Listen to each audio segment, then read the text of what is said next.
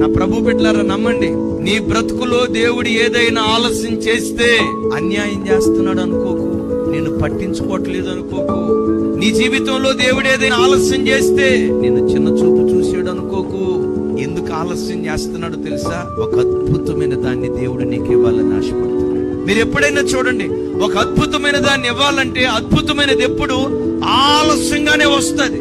అబ్రహాము శారాల జీవితంలో ఆలస్యం చేశాడు. ఆలస్యం చేసి చేసి నవ్వును పుట్టించే ఇస్సాకును దేవుడిచ్చాడు. హన్నా ఎల్కానాల జీవితంలో దేవుడు ఆలస్యం చేశాడు. ఆలస్యం చేసి చేసి తాను మొదలుకొని బెర్షెబా వరకు ప్రఖ్యాతిగాంచిన ప్రవక్త నా ఇంటిలో నుంచి లేవనెత్తాడు. ఎలిజబెత్ జకరియాల జీవితంలో ఆలస్యం చేశాడు.